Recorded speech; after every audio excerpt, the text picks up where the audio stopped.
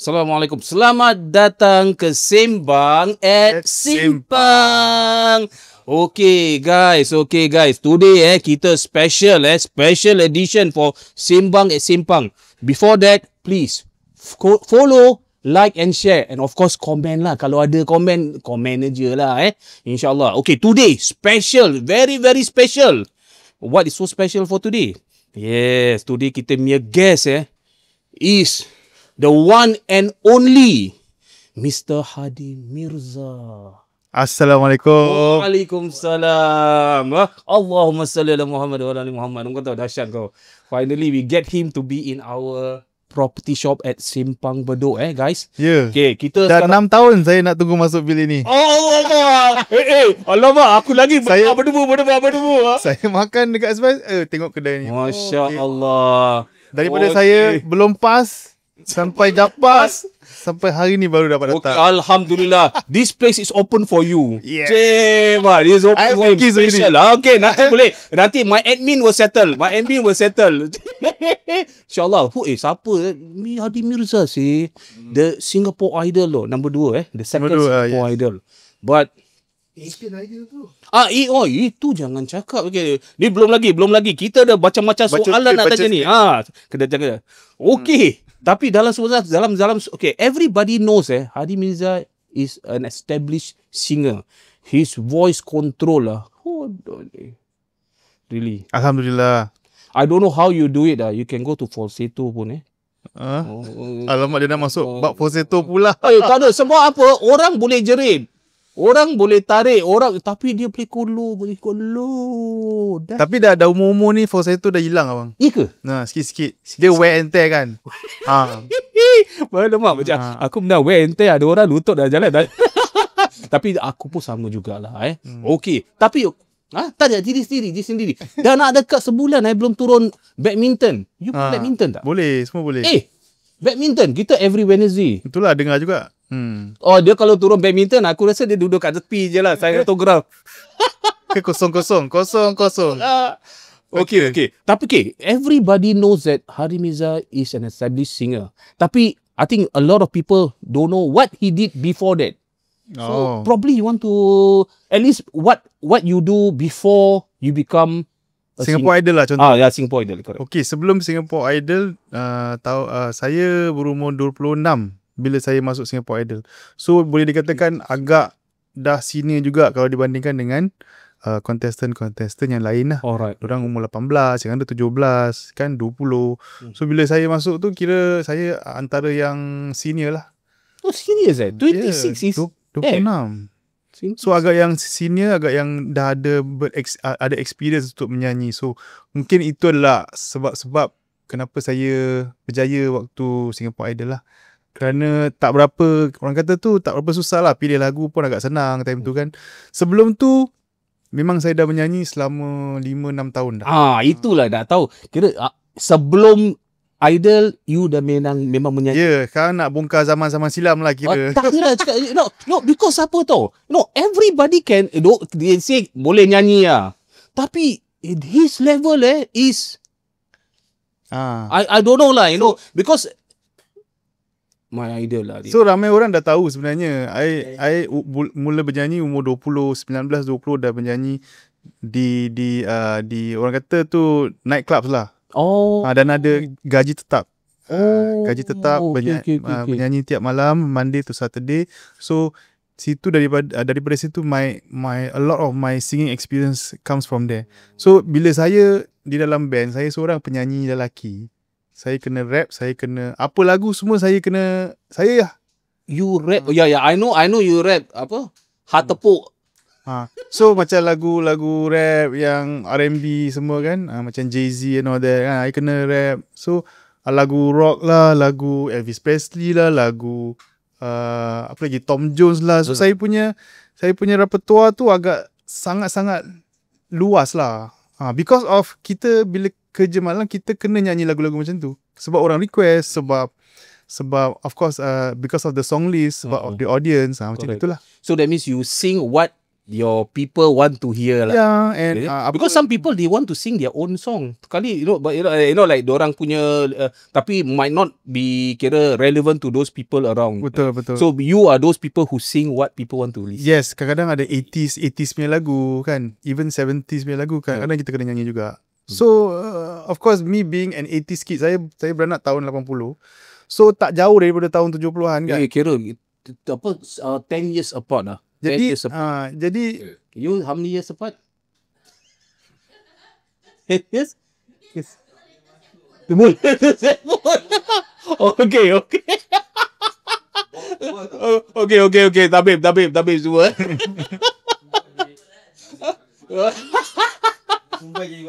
Ya lama. Nanti kasi aku habis dulu lah, baru jadi batu okey lah. Okay. So kira but your this talking about your Singapore Idol journey, your contestant, your opponent was Jonathan, which was my best friend also. Waktu tu kita dua je. Dia umur 24. Dan saya 26. Okay. Kita dua biasa kerja malam. Nyanyi waktu malam. So kita yang dua yang paling banyak experience. Kira the most scene, kira the rest all younger than that. Muda. So tak berapa tahu sangat lah tentang tentang selok-belok menyanyi, macam mana skills of singing and actually the Singapore Idol I was there watching him semi-final, doing the what I call it Michael George Michael, Freedom ke final. Lama dekat mana? Indoor Stadium. Itu final. Itu final final pergi yang dia punya so but I remember it was Ramadan. Betul kan? That was the only thing that I cannot complain. So because we got 2 tickets. So the first Ramadan because of give it to him. I must watch him. So we went, give. So but the second day kan, I told my wife, kita kasih, I think like we already seen, I think we give somebody else lah. So nak kejarkan Ramadan lah. So second day of Ramadan, So but then again, that was actually I jarang pergi tengok live music, but that was my first live music. I'm not into going to stadium or concert or whatever. Tapi dia punya. Tapi untuk kita pun, untuk indoor stadium, untuk waktu tu kira dah rasa macam wow. It's but your move ramai lah. Your move was flawless. Boleh lah. Nervous kat dalam seat pun kan dah terginja-kinja. Lagu Freedom Freedom kan. Yeah. In fact, actually, to me, honestly speaking, I feel like the Freedom that you sing was better than the original. Jangan cakap macam itu. orang dia dah mati. Orang dia tak lah, biasa. George Magon dah tak apalah. No lah, untuk for me, I nyanyi for Freedom biasa-biasa je. Okay je lah. Okay lah. Then, your next step was Asian Idol. Yeah, 1 year after that, 2007. Ternampak dia punya advertisement dekat on TV. I saw the advertisement. There's an Asian Idol going on, and then I was like, then dia tunjuk gambar semua idol di Asia lah. My face actually tak ada kot bila time dia tunjuk advertisement. So I was like, ini aku kena masuk ni, because I felt like Indonesia. I worked in Indonesia before. So Jakarta, Indonesia is very familiar with me because our band used to play in Marriott Hotel in Jakarta. So we used to stay there. We are very familiar lah. I'm very comfortable conversing in bahasa Indonesia as well kan. So you berbual bahasa Indonesia je lah. Just borak-borak lah. Ingat yang kira made Jawa language. Jawa boleh? Tak boleh. My wife boleh. My wife Jawa. Okay. I thought you dah boleh baca bahasa Jawa. Then I told my management that I want to go. Then Then we informed them and then kita pergi, and then the competition was done in 10 days. Very rushed, very tired, but very fun as well. I had fun dengan all the reporters because dorang suka I boleh berbahasa Indonesia dengan dorang comfortable lah. Sebab yang lain mungkin can only speak English what. So correct. I just enjoyed myself. I didn't think about like aku kena menang ke apa ke. Voting system pun macam mana dia susun. I pun one vote for your country, one vote for another country. I also don't know lah, whatever. I didn't care, tak kisah pasal benda pun. The stage was big, the band was huge with strings and everything. So it's a very big show. So I just wanted to have that experience lah. Dahsyat. Yeah. Itu tapi that one the win was I don't know. You beat the world, man. Yeah, probably. I didn't think Semua tak ada American Idol tak masuk Taylor Hicks dia nyanyi perform aje time tu. Ya, correct. I didn't think that I sing that well pun. Lagu pun kita pilih lagu biasa-biasa je, lagu U2 lah, lagu Taufik Batisah pun punya lagu pun. So it's like I don't know, just diorang nyanyi humble. Diorang nyanyi kalau if you ingat balik, you tengok balik, diorang nyanyi full, diorang punya high note diorang. Itu yang high note cuma saya tengok betul aplikasi tau. Is Jacqueline bersungguh-sungguh. Jacqueline. Saya tengok pun seram.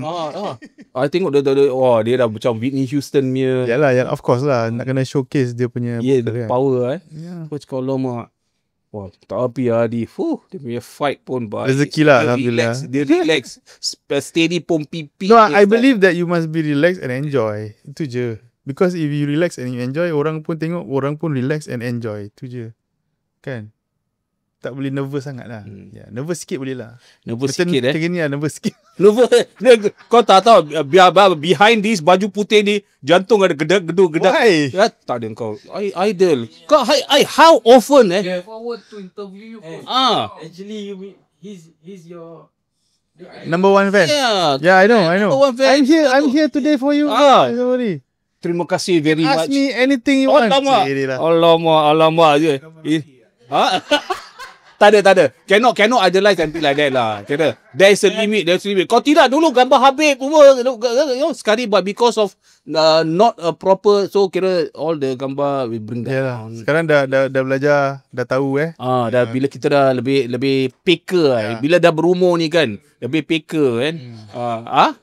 Peka sorry lah, my bad lah. I apa dia peka jangan pekung.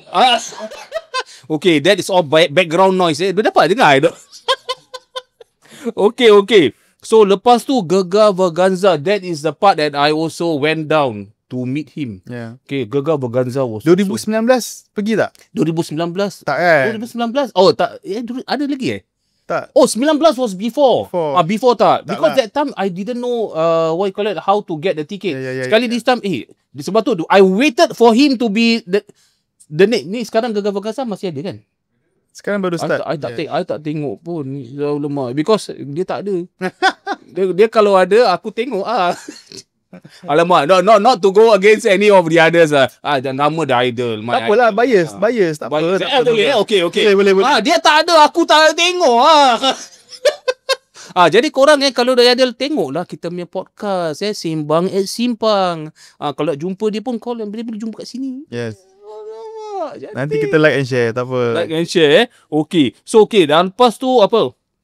Azan. Korang pernah dengar tak dia azan? Pernah tengok, pernah dengar. Pernah dengar tak?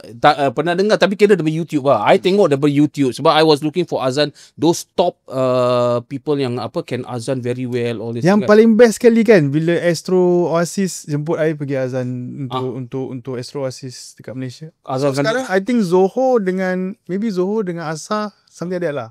Is my azan. Masih sekarang orang pakai. Masya-Allah. So I feel like macam for me itu macam you bayar I berapa, I tak kisah. You nak bayar berapa, you tak nak bayar pun tak apa, cakap orang. I drive up kan. Tu azan dan record and diorang letak dekat Astro Oasis. I was like, wow. It's pencapaian lah for me. You know. Bukan senang tau. Diorang akan pilih mungkin asatiza, mungkin ustaz-ustaz, mungkin yang orang-orang yang lagi hebat lagi azan. I siapa sih? You Hadi Mirza. I mean, I tak lah. I bukannya orang macam orang kata berilmu dah sangat kan. Tapi I rasa ni bagi I rasa azan ni kira apa dia panggilan sahutan untuk orang. So I very proud of that. Really very proud of that. Exactly. Yeah. Sebab tu to me whenever I listen to azan, orang anu azan kan, I really enjoy those people got angelic voice. Yeah. Because it takes because I heard one besides him there's another one in the time I heard was at Masjid Al Istighfar. Atau anak siapa lah tu. I recorded down his voice. I rasa macam imam mana lah azan. It was so beautiful. Dalam hati cakap, ni anak siapa lah azan macam gini. I really fall in love. Azan to me is his voice. Biasa-biasa je lah. Okay, you kena satu kali kena bang kat azan kat mana? Kat mana-mana. Tadi kita berbual pasal rumah yang perlu dia. Bukanlah. Kalau kita kat luar tengah tunggu kita punya session lah kan. Tu kita berbual kadang-kadang untuk melancarkan perjualan rumah kan. Kadang-kadang ada rumah ada orang ada negative aspect sikit. Yeah, negative energy. Correct. So this is the part where azan comes in lah, because sometimes it does help lah, in one way or another. Spiritually or physically, but it does, So azan is a good thing that will open up your heart. Betul. Okay. So sekarang ni dah. So kira what makes you become a property agent? Because nowadays untuk kita pass exam is susah.